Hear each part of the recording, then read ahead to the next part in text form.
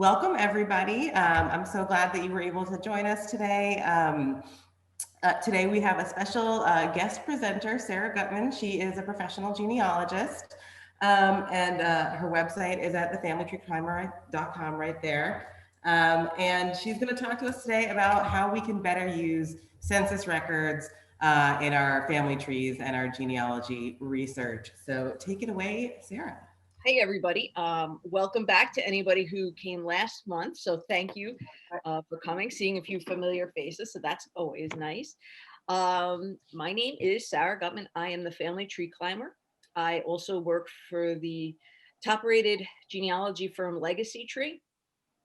And I am a Marist grad. So I hold Poughkeepsie near and dear to my heart. And I live on Long Island now. And I've been doing this since I was 13 years old. And I'm 38 years old now. And it's kind of a continuous thing that I've been doing. And there were two record sources that really kind of got me going with genealogy. One, we don't use as much today because there's so much more stuff available, was the Social Security Index. And the other one was census records. And census records are terrific because they're really kind of a snapshot of the family as you go through time. So today we're going to be talking about census records. Let me find my clicker here. So some of the things that we're going to be talking about is why are census records important to genealogists? Some of the mistakes that you're often going to see in census records, and I'll tell you why not to get too concerned if you see them. The evolution of census records over the last 2 centuries. We're going to follow one of my families, the Fragetti family, and we're going to see them from the 1900s to the 1940 census, and we'll look at how they changed and how we can use census records to find other information. We'll talk about the 1890 census and how to fill a 20-year gap, and how to find lost ancestors that you can't find just through regular census searches. So that's kind of how we're going to get started for today. So the census, just so you know, is been going on in this country. It's been taken every 10 years since 1790. That was the first census that we had in America. And it was taken on a federal level. And then to kind of make up for those census records, is we also have state censuses that were taking place. So in New York, we have state censuses that were taken in 1925, 1915, 1905. It's taken on the fives. The last state census that New York ever took was in 1925. And then I don't know why, I guess they just figured they didn't really need it anymore. But it's a little disappointing, but we have those state censuses to kind of fill in those blanks. We also have police censuses, which I'll talk about a little bit more. There was a police census in 1892 for New York, and that's going to fill in the blank for the missing 1890 census that was destroyed later on. They also have agricultural censuses, which are great if you have family who are farmers. You can look at these agricultural censuses, and it tells you what the farmers were selling. Were they more dairy farmers? What kind of livestock were they selling? Really giving an inventory of the actual farm. And then we also have mortality schedules. Mortality schedules are a type of census that were taken at the end of the year of a census. So say, for example, you have the 1900 mortality census. So that census then looked back at the year and they recorded everybody who died that year. So sometimes you will see a person listed on the 1900 census, and then they will also appear in the 1900 mortality census. Sometimes they won't be in the census because they would have passed away by the time the census occurred. And then you can also find them in the 1900 mortality census. So those are kind of the big census records. And I like to think of it, maybe some of you might have this too, but my mom's a really big fan of getting those personalized Christmas ornaments with our family's names and the year on it. And we always put the pets on there, and they change over the years, and you can see based on the Christmas ornament, the people that were my family. And over the years, we've added spouses. We've erased a spouse, but we don't really talk about that. And we put like a little hamster's name over the spouse. But these Christmas ornaments for my family has been a way of kind of seeing how the family has grown and changed over the years. And in a way, census records are kind of like those Christmas ornaments. You get to see how a family has changed and grown over the years. And it's a really great jumping off point. And that's why this is really important here. So sometimes the census information doesn't always line up the way that you think it's going to. And there's a couple different explanations for this. So say I'm a census taker. My job is I have to go to the house and I need to record the information that is given to me as accurately as I possibly can. And by law, the person who provides the information has to be as accurate as possible as they think that they know. So I found this picture here with Norman Rockwell. And it's a picture of a census taker, and he's going to the house, and you could tell this woman, and I really identify with her. I have 2 kids myself, and I can't imagine what this woman's, going through. When he's knocking on the door and he starts asking her questions, and she just looks so busy, so I wonder if she's giving the right answers. So the census taker would come to the door and he would knock on the door and would ask the person who answered it. Now, a long time ago, it was totally acceptable to leave your children at home alone while you went and did other things. So say a census taker comes to my house and my 6-year-old son answers the door and he asks, "How old is your mom?" "She's 25. "How old's your father?" "He's 73. "Okay, great. Well, let's write that down." And that's not true. Where do you think your mom grew up? And my son can make up, Florida, because he likes to go to Florida. And he'll just say these answers. And the census taker would write that down. Now, sometimes the census taker is smart enough that he'll come back and realize maybe this isn't the right information. But sometimes they'll just write whatever's given to them. They can also ask a neighbor the information of the people next door. And if you think about, how accurate would you be if a census taker came and they asked you information about your neighbor? I always kind of hope that, and I think we have mostly women on this, so I apologize to any men, but I always kind of hope that the mother is the one who answers the door and gives the information, and she has had her cup of coffee and she's relaxed. Because I just feel like moms kind of remember kids' birthdays and anniversary dates. Because every year my father calls me up and asks me how old I am. So, so it really depends on who is providing this information. Now, sometimes too, people will get concerned because they'll look at a census record and they'll see that the ages ideally are supposed to be every 10 years. So if I'm 10 in one census, I should be 20 and 30 and 40 in sequential censuses, but that doesn't always add up. It depends also on the enumeration date, which I'll show you how to read. The enumeration date is when the census taker came to the house and asked the questions. So I might be 10 one year, and then the next year he comes a few months earlier and I am 19. 10 years later, I could be 21 based on when he's coming to the door to ask these questions. So a good way of trying to find out people's ages or to check out, or the year they were born, is to check out the enumeration date. Now, sometimes, again, people just lied about their age. My grandfather was not sure, even when he made my great grandmother's tombstone, what his mother's actual year of birth was. So people just kept it a secret sometimes. Also, a long time ago, birthdays weren't really as important as we place it on today. So keep that in mind. Now, looking at a census record, sometimes the information doesn't really line up at all. I have one of my, he's my great grandfather. His name is Thomas Wills. And Thomas Wills lived to be 95 years old, and he was married 3 times. And each time he had 3 wives named Mary. Which I guess made like monograms really easy. And like, here, you just take old Mary's stuff here. But if you look at a census record with Thomas Wills, you'll notice, wow, this woman's age is changing, like dramatically changing and going up and down. And that could be really confusing.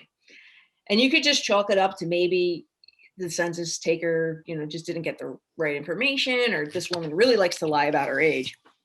But if you did a little bit more digging, you could go into other records and see that there were actually 3 different Marys during this Thomas Wills lifetime, to explore that. Another reason why people may have misspellings, false information, or not false information, but not proper information, is that they are illiterate, that they had just come to this country and they don't understand English. They don't understand the questions that being asked of them. They might, because people didn't walk around with a translator with them. They also might, I forgot what I was about to say, might be speaking with a very heavy accent. And we've all run into this situation where we can't understand a person. And there's only a certain amount of times that you can say like, what, excuse me, until it gets really rude, until you're like, I heard what you said. And then you just kind of write down what you think you said. So keep that in mind. Now, there's also double residency that you can find. And this happens a lot more with older people, especially with mothers. I have somebody in my family, this Vergetti family that I'll show you later on, but the mother appears twice in the census because she's living with one of her sons when the census taker comes around. And then she's living with a different son a few months later when the census taker comes to that person's house. So she was picked up both times in the census. There can also be people who were arrested and their family will say that they're home, but then you can find them in a jail, a prison, or you can find them in a hospital, because hospitals would also report where people were. And sometimes there's also transcription errors, especially if you're looking at a website like Ancestry or Family Search and you're not looking at the actual image, if you don't take the time to do it. It's regular people just like you and I, and they could be looking at a handwriting samples and they can think that a G is a Z, an E is an I. So you always want to look at the actual image, because you might know, you can read it and say, oh, this is how this last name or first name is supposed to be spelled. But the person who's reading it doesn't really have that context. So there could be some errors that way in the census. I see in the chat, I think we have some questions. Kira, could you read those for me? I'm trying to get to the chat, but I don't see. Oh, here it is. Hold on a second. Let's see. Oh, Rachel asked, isn't it supposed to be how old you were on April 1st? That depends on the census year. That was not always the case. There's October, there's been January, and the earlier censuses, they changed that. So that's not a consistent date.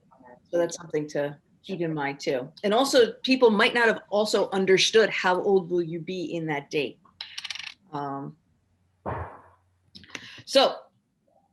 I think I mentioned before, and if I didn't already, there is a 70-year privacy law. I'm sorry, 72-year privacy law. So next year, we're going to be able to see the 1950 census. That's going to be a really exciting, really big thing for genealogists. So as of right now, the most we can see up to is the 1940 census. And I hear that all the time. I'll get clients and they say, I find this person in the census and then they disappear after 1940. Well, that's okay, because it's you and everybody else can't find their ancestors, have a harder time finding them in the census after 1940 because it's not available yet. So let's take a look at the first 1790 federal census. This is the first census that became available in America. And it's one of those things where you will look at it and you're like, this is really not worth my time reading. But It is. So the first thing, and really the only thing they're going to really pay attention to, is the head of household. The head of household if you were a white male. Now, if you were a woman and you were all by yourself, you would also be counted in these censuses. If you were a white woman, okay, you could be considered a head of household. But for the majority of people, for myself, I would not have been counted. My husband would have been counted, but not me. And as you can see here, it's all handwritten. So, and there's no labels, which is really annoying. However, if you manually look from the pages beforehand, they do have columns that will indicate the information about the labels. So the 1870 census is going to ask the name of the head of household, the number of free white males. That's this first line here. So the number of free white males that live in the house. 16 and over, the number under 16, and the number of free white women, and the number of free persons, number of slaves. So the number of slaves is also in there. And these numbers would, if you added them up, equal the number of white males, white women, and slaves in there. So that is the 1790 census. In the 1830 census, we start getting what's considered a lot more detail. It's now asking the number of free white males and females. So in this column, you have the people under 5, then 5 to 10, 10 to 15, 15 to 20. And then they just kind of jump up. Then they mark people of color and white people 10 to 24. And you could see kind of here what they're asking. Now I'll also send this to you have Kira send this out. So don't feel like you need to write this down or really worry about it. So don't go crazy looking for it.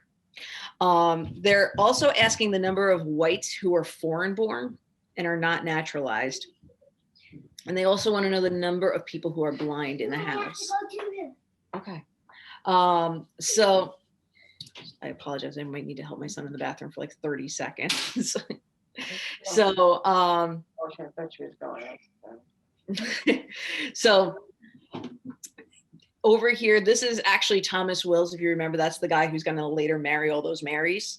So Thomas Will, at this point, he's just a single gentleman. He's all by himself in the house. Now, if my house was in the census, we would have a mark. Those are called ticks for men between the ages of 40 and 49.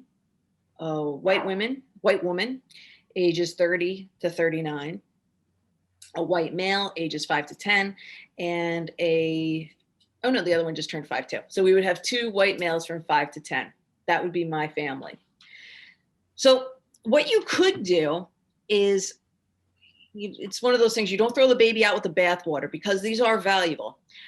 You can take the 1830, 1820, 1810 census and so on, and track the family over time. Can you hold on 1 minute? I'm just going to mute myself. I apologize. We show the name of the head of household. Yeah.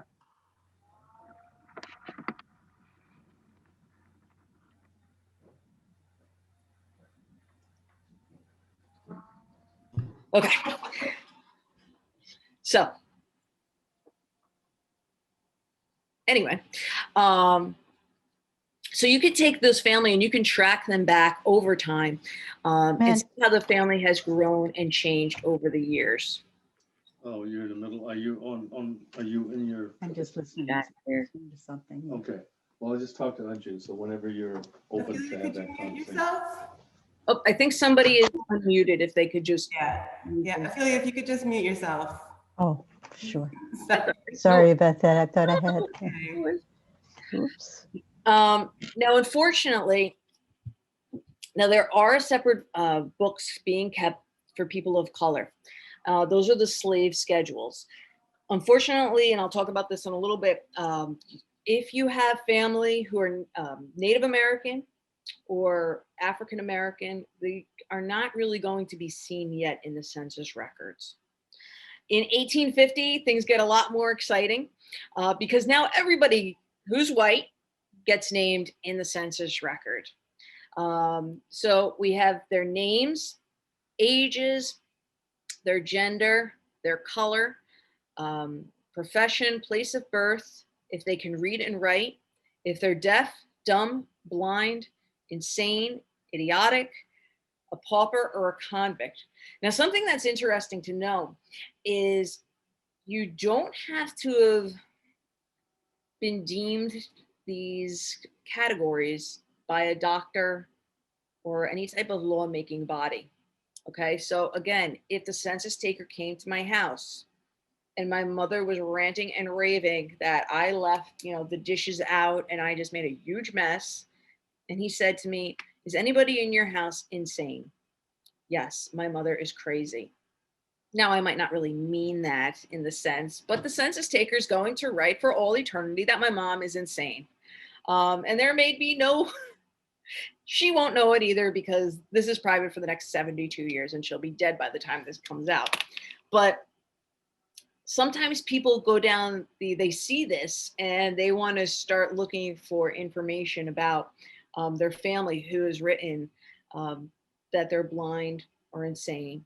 And also, too, blind doesn't mean blind in the way that we would say maybe legally blind. They just might not have had access to glasses and say, "Oh yeah, like she's blind as a bat," put him that he's blind. Because sometimes you'll even notice in these census records that somebody will be deaf in one and they won't be deaf in the other one. Now, you can go on places like Ancestry in their card catalog. They do have records for insane asylums. And you can look in those and you can see if your ancestors were placed in them. One of the cases I was actually just doing for a client right before this class is after her husband had passed away, all of her estate was taken and it said that she was insane. Now, this is a month after her husband had passed away. So what I'm doing after we get off this call is I'm going to go back into the census records and check to see if she was in fact ever listed as insane, or maybe did somebody just kind of swindle the money from that family. So that's kind of my next to-do thing that I'm going for. We did, before we move on, we had one question about the last slide. Sure. About the top row, why the numbers are so high on that top row. What does it say? Yeah, I was trying to figure that out as well. Brought forward. Oh, maybe that's the totals from the page before. Yeah, that's probably the total. Yeah, the total. Yeah. You brought forward from before so you can keep the count up. Because if this is page 201, that would make sense then, if that's where this is coming from. Great job, whoever asked that question. Is really like paying attention. So congratulations on that one.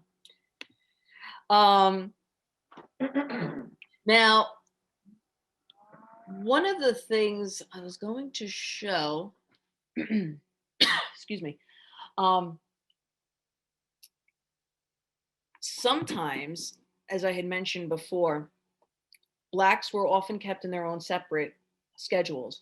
Sometimes people who are considered mulatto, M, are also put on these census records. And I was working with a client the other day, and we figured out that although the last name was Reed, we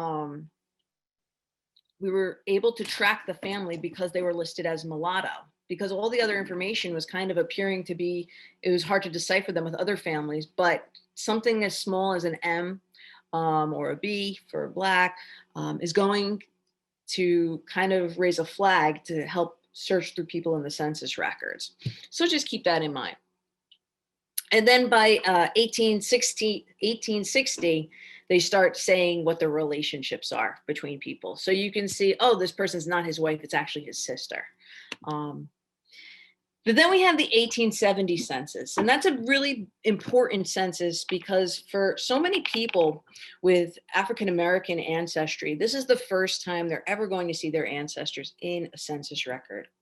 They'll be able to see their names for the first time. They're not going to just see just the byline of slave or John. It's really going to kind of put a face to the name, kind of give some identity for the significant.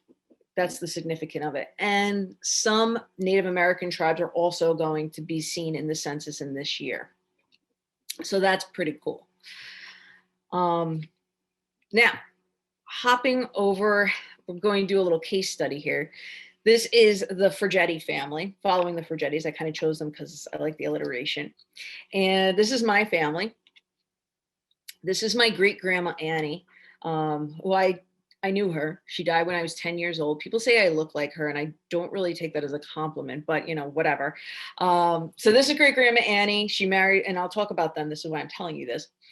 She marries this guy, Arthur Gentile. Over here's her brother, Albert, who died in World War II.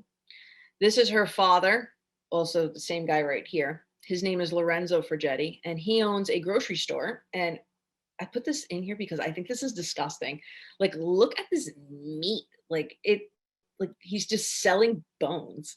But anyway, that's him. That's his son, James. And surprisingly, he had this grocery store for a long time. So I hope they got better inventory. And then that's his wife, Nancy, and some of the kids there. So that's the Fergetti family. Really interesting story, which I was going to start off actually following his father who came to America. His father, Vincenzo, came here, and he came here by himself, and he decided that he had kids over in Italy, that he needed his own American wife. So his wife is alive and well, and he was writing in records and census records that she was dead. And then she comes over to America, and you can kind of watch the battle going back and forth between census records and vital records, claiming the death of each other and the aliveness of each other. And it's fun. So anyway, but I kept it at Lorenzo because it's a little bit simpler. So the first thing to look at is, now this is the Fergetti family. And at no point in time does the Fergetti family have the proper spelling. Or a consistent spelling in the census records. So we have it with 2 T's, 1 G. We have a G, R, T, T, I. That isn't even a word. Then we have it with a Z. Then we have it the proper way here. And interesting, they had about 10 children, and there were 3 different spellings that the kids went for. They didn't really have the same spelling, so I guess they weren't too attached to the spelling of the last name. So now I'm going to ask for a little bit of audience participation as we go through here. So feel free to unmute your microphone or put your answers in the chat. I don't have any prizes or anything, but you know, if you know the answers, shout them out. So the first thing we're going to look at is the 1900 federal census. That's where we're going to see the first family here. And if you've been doing this for a while, and you get to that state of dorkiness where, like, you know, you're just a nerd and you're in for it, you will have your favorite census record. And my favorite census record is the 1900 census. And I like it because it gives you the month and year of birth. And that's the only census that does that. So that's cool. It gives you the marriage status. It asks, this one's a little sad, for moms, how many kids did you have? How many of those kids are still alive? It'll ask for the person's place of birth, which is usually just a state or a country. They don't get into the specifics. Your parents' place of birth. What year did you immigrate in? How many years have you been in America? How many years have you been married? Your race, your naturalization status. So are you an alien? Are you a naturalized citizen? Your occupation. Can you read? Can you write? Do you speak English? And do you rent or own your house? So now here is a look at our census records. And by the way, I'll show you later how to find census records, because this is all well and great, but if you don't know how to find census records, that's not going to help you out. So here we have the Fergetti family. Just by looking at this, can anybody tell me where they live?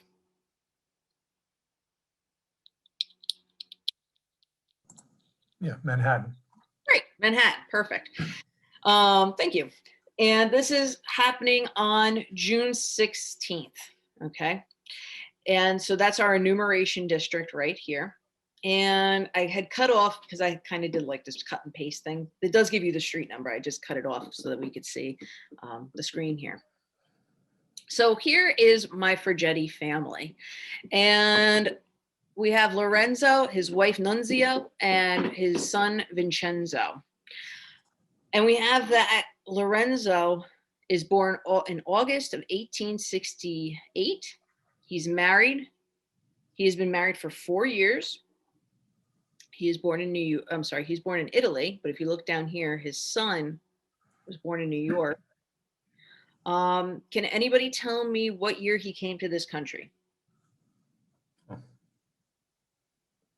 Is that 89 or 84? I'm not sure. 1889. Very good. Yeah. 1889. This column right here is going to show you what year they immigrated to America. Okay, 1889. The number of years they've been in the United States. Now, this is a tricky question because some of these people, especially with Italian immigrants, would go back and forth. So the number of years that they've been in America may not be equal to the year that they first came, because they could have first come and then they could have left and gone back to their country for a few years and then come back. So don't freak out if you don't see that the numbers are lining up. Or they could just be bad at math like I am. I don't know. Now, over here, is he a citizen or is he not a citizen? And how do you know that? Well, I think I see something in the chat.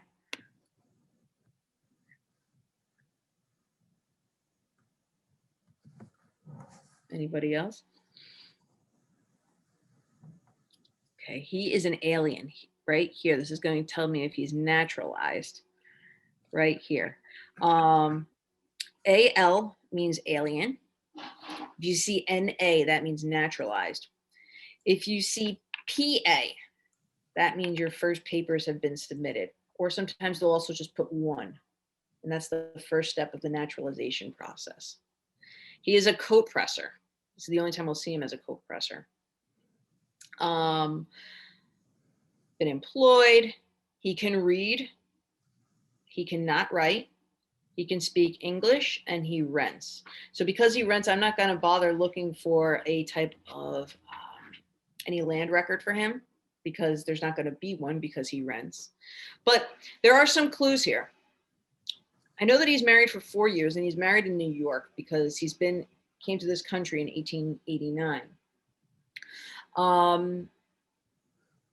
And that's going to be a clue for me. Okay, and that again, that it came in 1889. So by using that information, I can go and I can find his passenger record. Okay, this is his 1889 passenger record.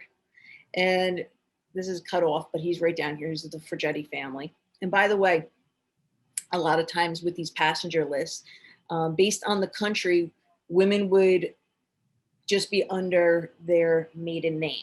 So if you didn't know any better, you wouldn't know that Carmelo Palladino was their mother, okay, because she's under that name. But she's coming over with her children. She's coming over with her children to find out that her husband's married and has a whole other life without her. So, yay. But that's the passenger record. Now, here is the marriage record for Lorenzo. And he was married on June 7th in 1896 in St. Raphael's Church, which is now part of the Lincoln Tunnel. And that clue in there, again, is that 4 years he's been married. So I went back into the New York marriage records and looked for this information. And on this marriage record gives us also a lot of great stuff, which is a little bit hard to read because this was a microfilm. But this marriage record gives me the name of his parents, so Vincenzo and Carmelo Palladino, who we saw, if you recall, in that passenger list. It gives me the address. They live on 57 Spring Street. Gives me his age, When he gets married, his wife, Nunziata Isola, so there's a wife's maiden name, her parents, a lot of great stuff is in here. And if you're looking for a marriage record, you could get them, you can find all these, well, I'm not going to say that. You can find a lot of these records on the always free website, familysearch.org. Okay. You can also find them on Ancestry. Ask But a question. sure. Yeah, so I read somewhere that for a while, marriage record, there was actually a supplement, there was kind of a larger marriage record for a certain period of years, and I think it might be in this time frame. So if you requested that this looks like the big one with lots of information. Some of the subsequent marriage records I've seen are kind of just a couple bits of information. So is that true? Was there a period where the information available on the marriage record from like maybe 18, I don't know, 80 to 1900 was more extensive, but you should request it if you're requesting a copy of the original records? Yes, that's actually still the case. Oh, it is? Yep. I'm at my other job. I'm a professional wedding officiant, and I've done over 700 weddings. So yeah, I'm very aware what the marriage laws. So if you were to go get your marriage record that if you did not request the long form of it, would come back that said you and your spouse were married on this date. Would probably not have the information about your parents, your social security number, all those things. So if you are requesting a form, when you do a printout of it, you should always write requesting the long form. Long form. Yep. So that's a great question. And that if you were going for any type of dual citizenship, they'll always tell you to request a long form too. Yeah. And then one of the first records. Yeah. And I was going to say one other thing about the census page that you showed previously. Did that actually have the address written over on the left? Yes, I had to cut it out because they were actually on the bottom and I couldn't get them up. Yep. So because they do typically have the street address over there, which is kind of interesting to see too. You can see them move around. Yeah, and then you can go to Google Earth and like look at them that way and see that, which is a fun thing. Yeah. And also too, like, just here's like a little money saving tip just between us. If you go on Google and you want to like request the vital record from the state of New York or whatever state, it's going to send you to this website, vitalcheck.com, which is fine. However, VitalCheck wants between $60 and $90 per record. And I think for most people, like including myself, I'd be like, I don't want this record that much. You know, I'd rather go out to dinner or whatever. However, if you know where the exact event happened, you can contact the town, the village, whatever, directly and put a request in. It's about $10. You'll get the same information and you'll get it faster. So that's my genealogy pro tip for you guys.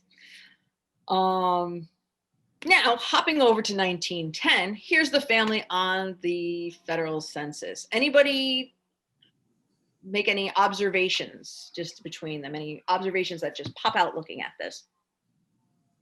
A lot of kids. Yeah, they had a lot of kids. They were busy. Yep. So we have a lot of kids being born. We also have his name. He's going by an American version of his name, which is very common, is going by Lawrence, not Lorenzo. Same person. We also have here that Nancy here had 8 children. 8 of them are still living, so that's nice. Italian. She, let's see, what does it say? They have her year of immigration. They're renting. It says that she still cannot read and write.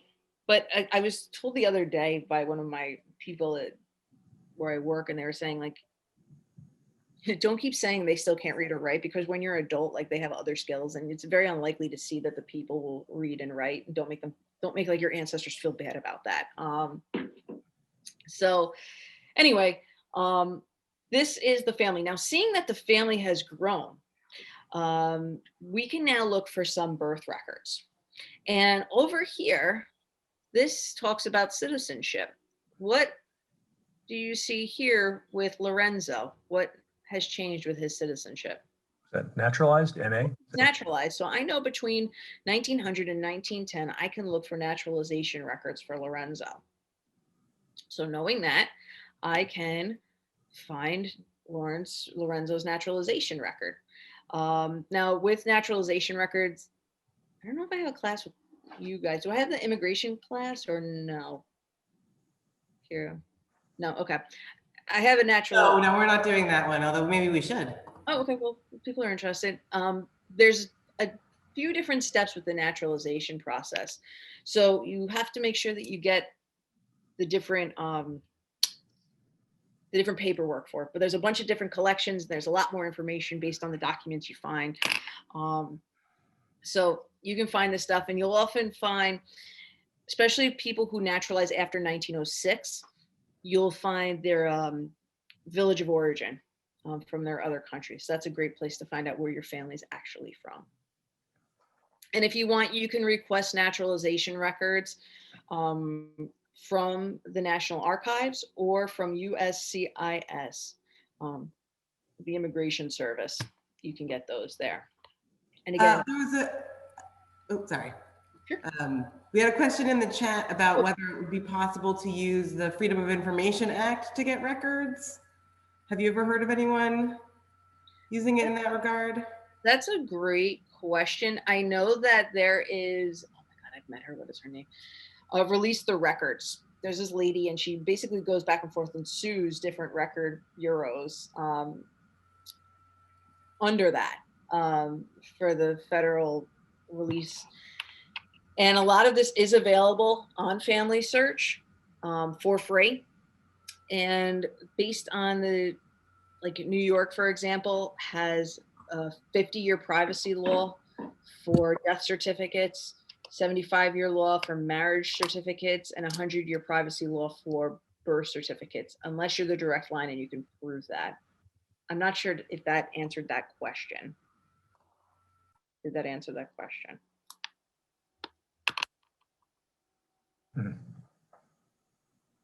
I can't see the chat for some, and I don't know why I just pointed to my ear because I can't see the chat. That answered my question. Thank you. Okay, sure. Thank you. And again, knowing that that family has grown, this is my great grandma's birth certificate. I was able to find this. My great grandma. New York, yes, my great grandma, the one who they say I look like, who's like 4 feet tall and 4 feet wide. I got the height right. So we have all her information about her parents. And it's interesting too, because I see here that when she was born, it said that her mom had given birth to 7 children, but only 5 of them had survived. So that's kind of interesting. It's one of those things where I keep thinking about that I'm going to go back and doing, and then I forget. But yeah, so you can get like the birth certificates for people. Now, into the 1920 census. Again, the family has moved. Where has the family moved to? Yonkers. Yeah, they moved to Yonkers on 7 Horatio Street. So they're up in 7 Horatio Street. We're back with Lorenzo here. And not too much has changed with the family, just really that they've moved. We could just see the professions of them. And again, I'm just going to say the names, so maybe you can see this here. And if I had cut this, because if you were just looking at one page of the census, where if you were doing like an ancestry search or a family search, they would have just shown you this half of the page.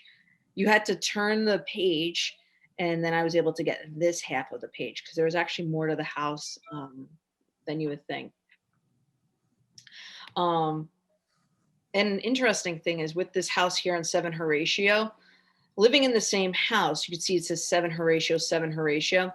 In this same house, or rather in the same house, but it's considered a different family, is Lorenzo's oldest daughter, Millie, and she's living there with her husband, Greg. But they're considered 2 separate families living in the same house. So in the 1930 census, we start seeing a bit about the family disappearing. Okay. And that's kind of normal, after usually like after their 20s, you start to think, okay, but maybe they got married, maybe they moved out. So we want to kind of look for that. Why are these people not in the census records?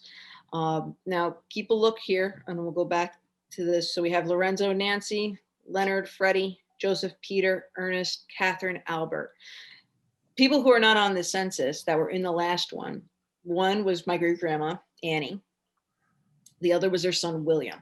Okay. Now, if I did a search for marriage records, I can find the marriage record for great grandma Annie. And it says that she was married, gives Lorenzo's information here. She's married to Attilio Gentile, also known as Arthur Gentile. Okay. And then if I look back here on my census record, again, living in the same house, but it looks like they aren't, like, looks like they're not, is Arthur Gentile and Annie, and now my 91-year-old grandma Nancy. Okay, living in the same house. By knowing that, you would think this is two separate families, but it's really just one big family. And then also too, I found that their other son, William Frigetti, had passed away. I was wondering where he was because I couldn't find him in any other census records, and I found that he passed away. He died in a sledding accident, and I don't know if that's a sledding accident like I'm sleighing down a hill, or if it was like one of those one-horse open sleigh that you ride to grandma's house Thanksgiving time. And I haven't found an obituary yet, but I've always been curious about that. And then in the 1940s, what happened with the head of household? James, he's passed away. Yeah, he's passed away. How did you know he died? Well, she's listed as head. Now, and you're not wrong. How did you know that he died and he didn't just get sick and tired of his family and decided to move out? What? Widowed, WD. Right. Over here, you have the marriage status. This is that she is now a widow. And again, the house has gotten a bit smaller. So in fact, yes, you're right. Lorenzo, he did die in 1937. That's his grave right there. And this is by knowing that he was alive in 1930, he died in 1940. You can look for some death records.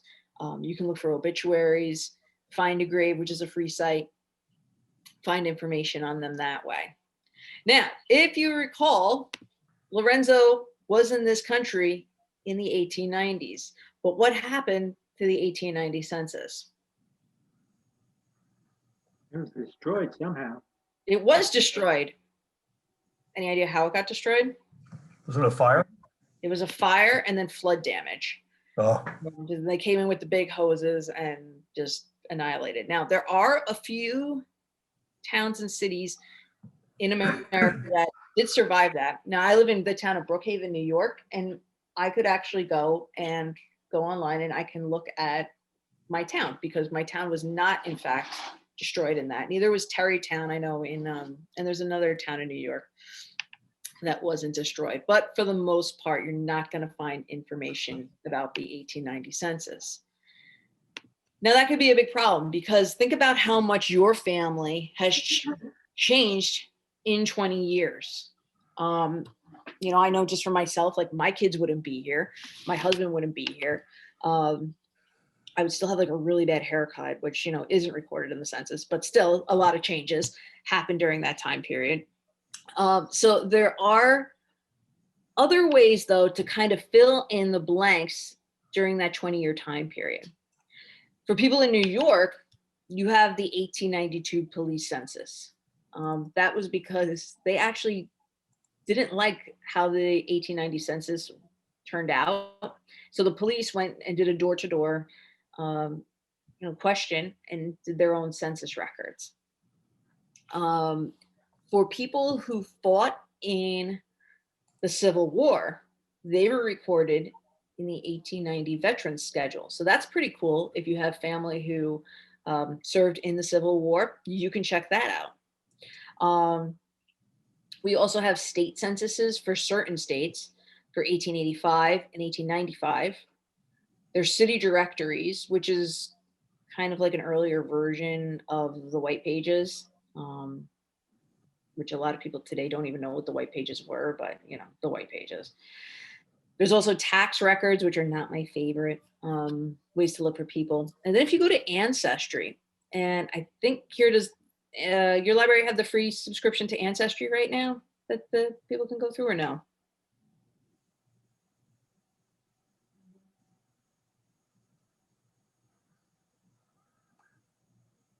Did you say something? I couldn't hear you.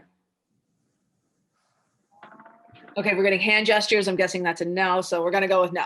If you have a paid subscription to Ancestry, you can go on Ancestry in the search bar and type in 1890s census substitute. Go to the card catalog and they will bring you to different ones there.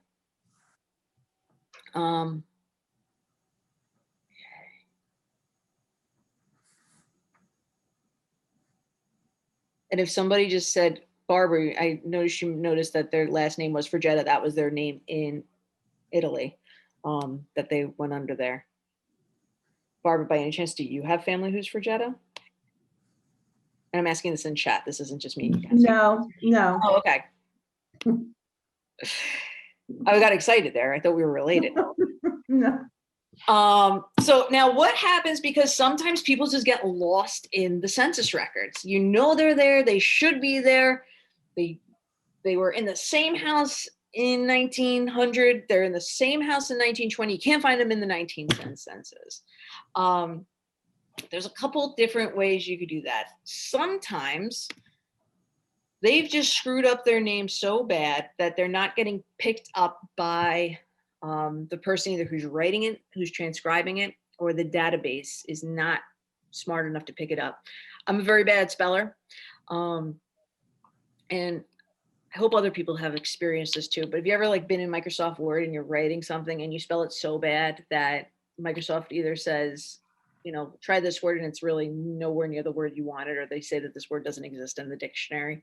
That's kind of what happens sometimes with the census records. They're just not picking up the names and you want to do it. So you can try a few different techniques to find the records. One is to do a wildcard search. So if you know that, you know, maybe the I is going to look like an E, you can use an asterisk to kind of put that wild card in. If you have the first few letters, but you're not sure about the last ones, you can put a question mark. So it's anything. So this is my last name that I'm using here, Gutmann, G-U-T. You don't know what the rest is. That'll open that up. You can also check different databases, because these different ancestry databases between Ancestry, Family Search, MyHeritage, Find My Past, they all have different companies that are transcribing this information. So what might not have been picked up by Ancestry could be picked up by MyHeritage. So check the different categories. Be open to different age discrepancies. Try different variations of spellings with first and last names. Also check out, there's a website, behindthename.com. And in behindthename.com, they'll tell you what the name variation would be for different countries. So if you're looking for somebody named Joseph, you might not find him because he was Giuseppe for quite some time, the Italian version of that. This question is, where would you look for a child who appears on one census but not on the next census? Mary, do you mean that the child was in between two censuses, or like they're in one census and then they're not in the next one? She was on the 1910 census and then she's missing on the 1920 census. Did the person go, sometimes this is also common with males, that they will go and they'll do No, it was a girl, and we think maybe she died in 1918 in the influenza, but I can't find her anyplace else. And it's hard to read her first name because the name above her kind of bleeds down into her name. Okay. Yeah, I mean, I would definitely check. Death records would be my first pick. And what year did you say? 1910? 1910. She's in the 1910. Yes. Okay, so I was going to say, because the 1920 doesn't ask how many of the lady's children were still alive. I'd also check to see her parents' obituaries to see if they mention how many children they are predeceased by and are still alive.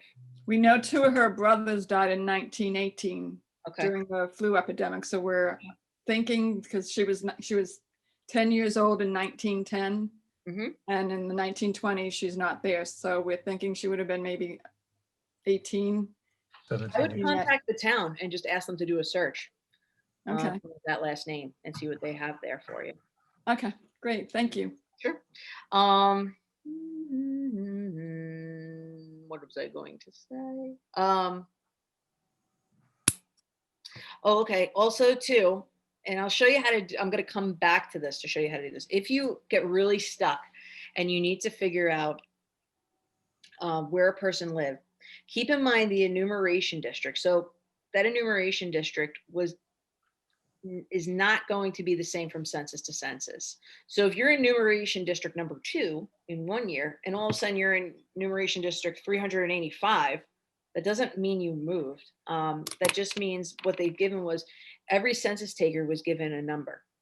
And that census taker is going to have a different, might not be the same census taker, just a different assigned to a different street. So you can go onto this website, which is pretty cool. It's called stevemorse.org. And you can type in the enumeration district from the previous census or a different census. And it's going to ask you what the street was that the person lived on and what the cross streets were. And you can use like a Google map for that. Go back into there and it'll give you the enumeration district that you're looking for. And then you can go on family search, which I'll show you how to do. And you can go image by image and look through the enumeration district to see if you can find your ancestors that way. So that is a tip. Now, I'm going to pop over to family search because I want to show you how to get to look for this. Now, while I do this, this is like a commercial break. Does anybody have any questions?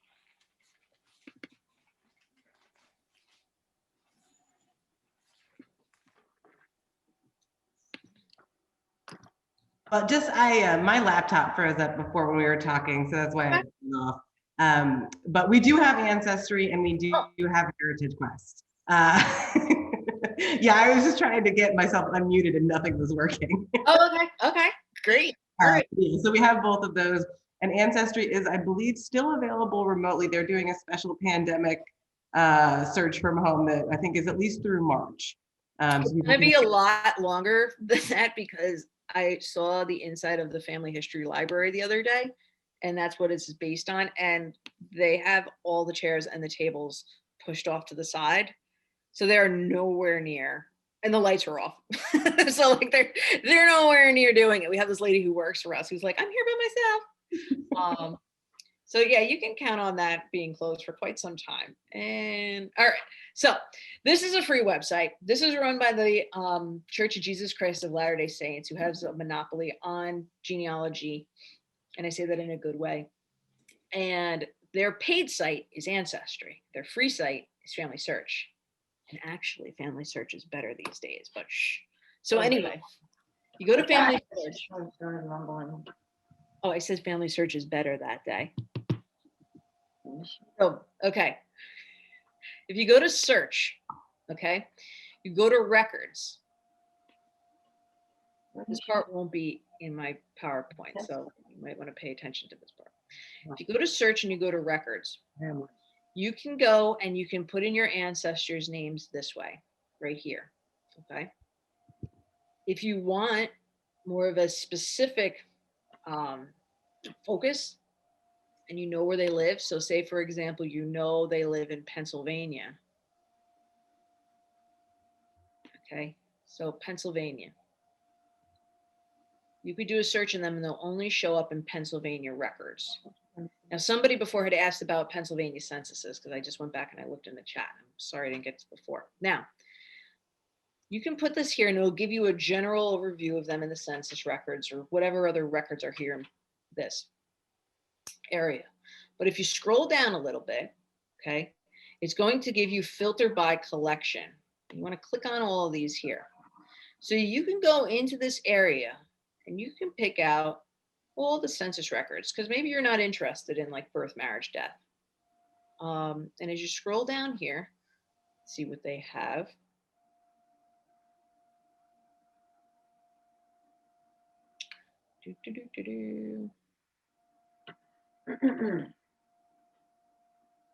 So here we have all the different census records. So you can click on whatever census records that you're interested in. Maybe you just want to look because you have a very common name like Baker. That's one of my family's names.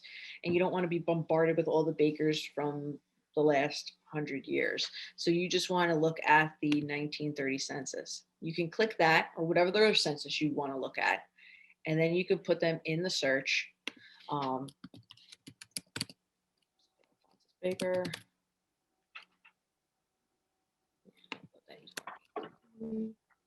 Let's see. And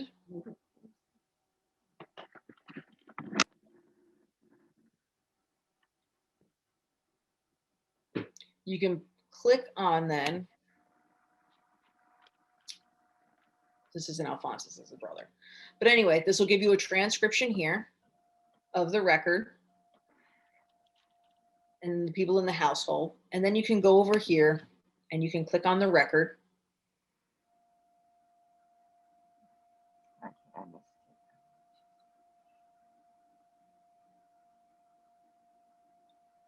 And you can view the actual record.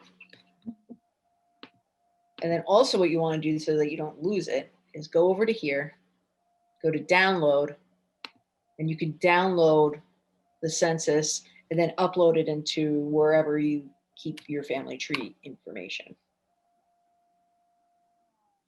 So that's the short way of how you find a census record. Any questions? Sarah, I have a question. Sure. Family search. Mhm.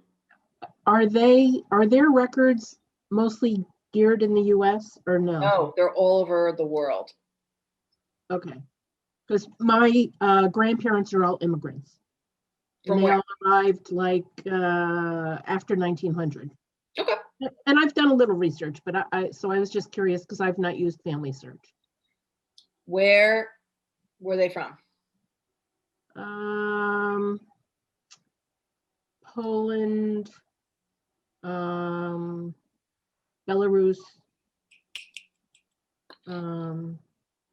They're Eastern European Jews. I'm going to show you something.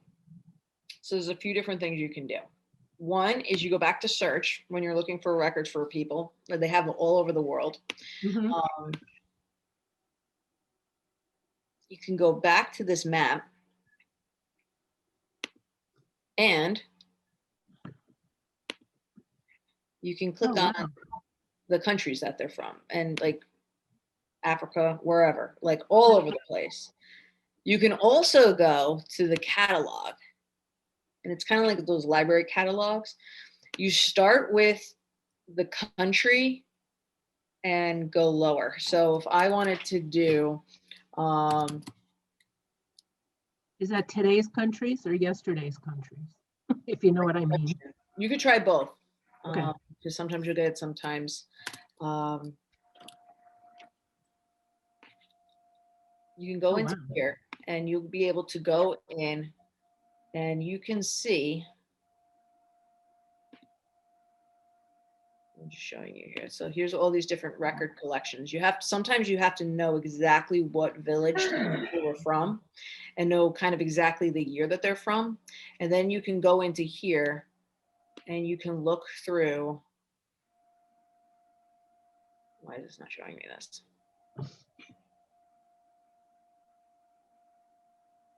You can look through, I don't know why it's doing this. Well, anyway, you can look through the film. Okay. Right now I'm getting some error message, so usually I'd be able to get that. Any other questions about anything? Barbara has her hand raised. Yes. You can unmute yourself. Okay, hi. Your plant is lovely. Based on the question that was just asked, this Middle Eastern area is so hard to track because, my grandparents, Czechoslovakia, well, there is no more Czechoslovakia. My grandmother's birth certificate says Poland, but I know she was born in like somewhere in Russia. Yep. Huge. And then she's talked about Ukraine. And so like, well, hello, where, is it Russia, Ukraine? But I know it wasn't Poland. Then she talked about the German invasion and, not Poland. No, I don't think so. I don't know. So what to do with that? Couple different things. So you could try all the different places, the record collections. Another good way you could do is you can go to the Family Search Wiki.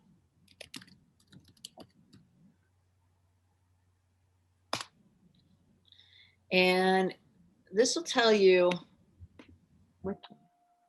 Family Search Wiki. Yeah.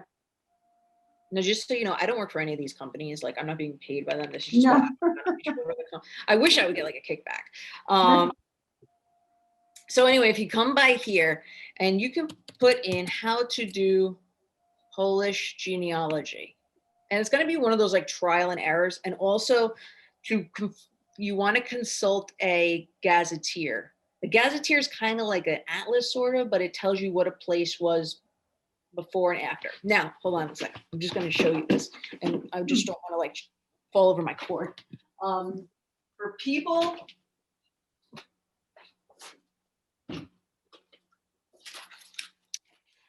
who do have family in the area of Germany, okay, in that area that is or was Germany, this is a really good book. This is from the Family Tree magazine store. They have a really great collection of things, but this is the Family Tree. It's a historical atlas of Germany, and you can put in the area that you're looking for, and it'll show you the maps about the towns that they were, what they are now.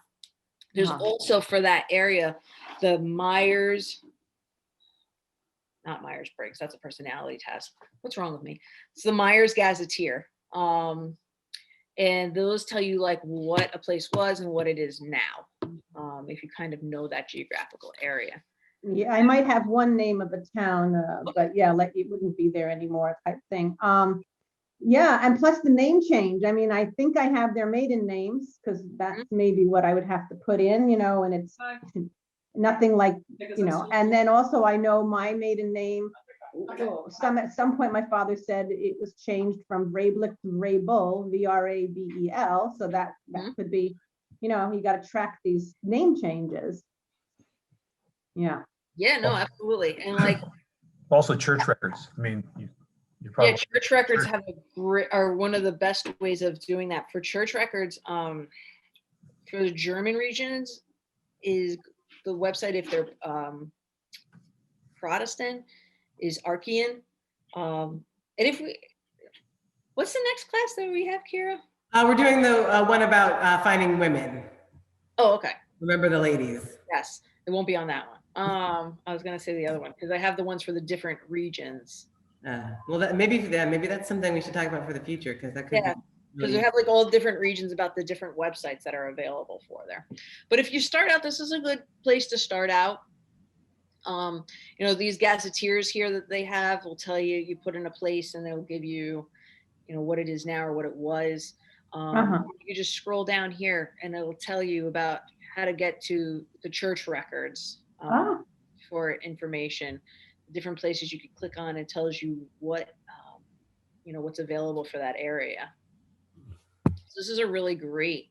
So this all started out as Family Search Wiki. Yep, this is Family Search Wiki.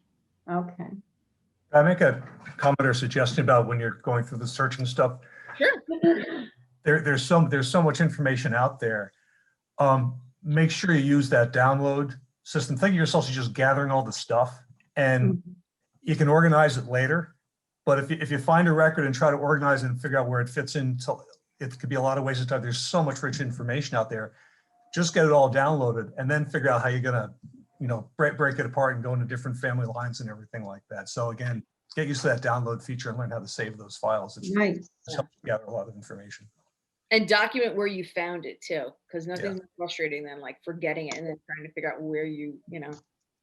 And I think that U.S. Census information is the best way to initially frame everything, because you know those 10-year discrete time periods to figure out. Then there's all the in between with the birth and death records and things like that you can find. But it's the great framer to just go through that. I can't wait for the 1950.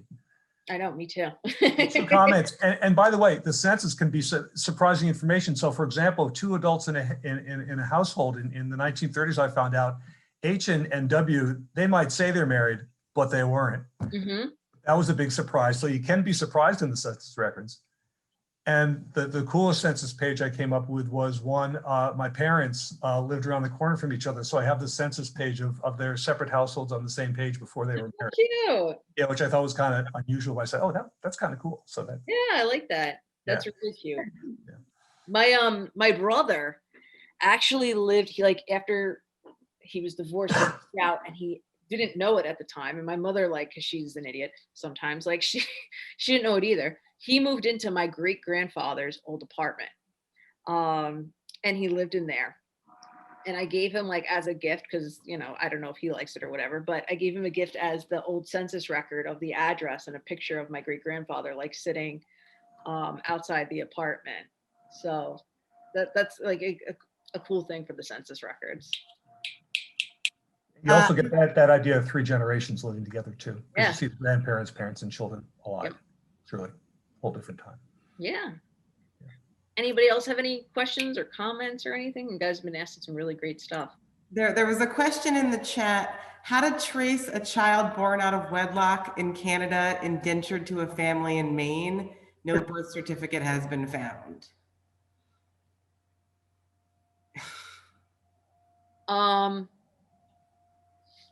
That one just overloaded my brain. Indentured servant wiki. I honestly have not jumped into Canadian research. On the talk that I have, the other one, I do have some resources for Canada that I can go to.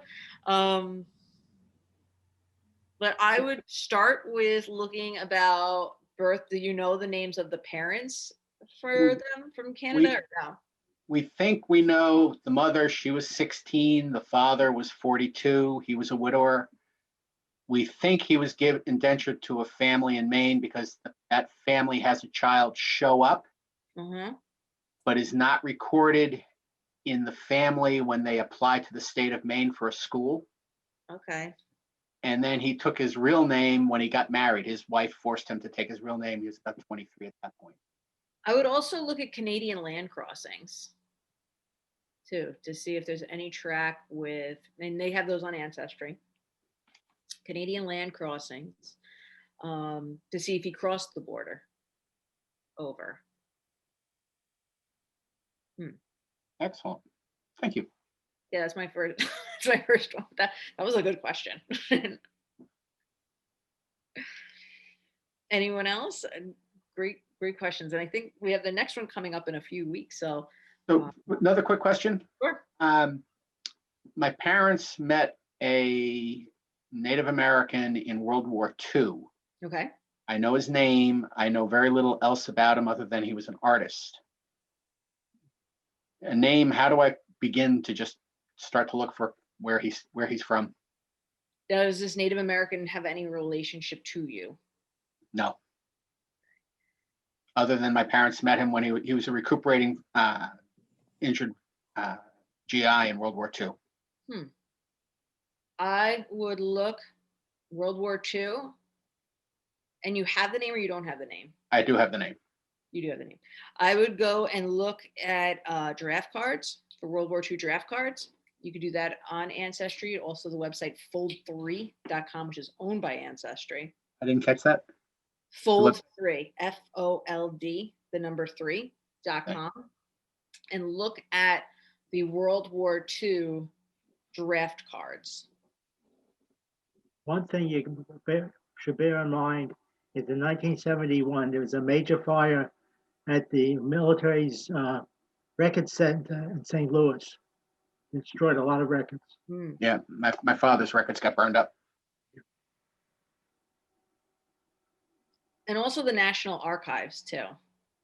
They have a lot of military records. So that might be a place too. But I would go to Fold3 or Ancestry, because that's like the easiest way to do it. And Ancestry's free through the library. Thank you. We're thinking about Fold3.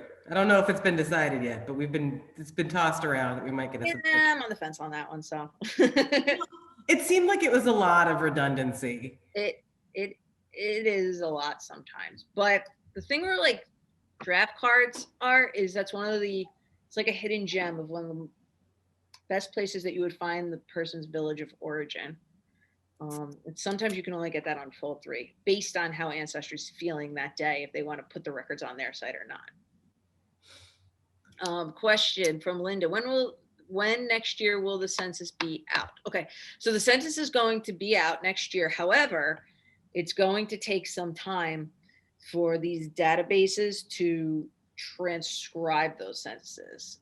So the census records are going to be released next year, but it could take into the following year, according to Ancestry and Family Search, to get these websites online.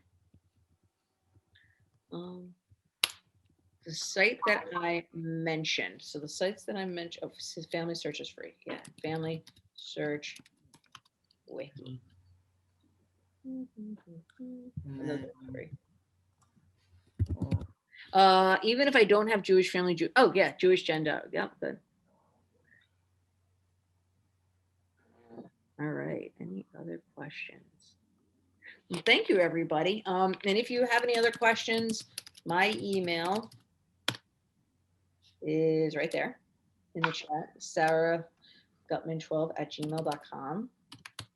I am the Family Tree Climber. And if you're on Facebook, you can like my page, the Family Tree Climber. I have like this little squirrely emblem here. And I post on Facebook. And Gmail, took it on. And I post like when my talks are going to be. That's true. And you can email Kira too. Yes, you can always email me as well. And once this recording has been processed and whatnot, it will be up on our YouTube page. And I can also send out links. And when Sarah shares her presentation, I can send that out to you guys as well. So if anyone else, no other questions? No, thank you very much. It was great. Thank you, everybody. Thank you, Sarah. Thank you. Thank you. And have a great rest of your day.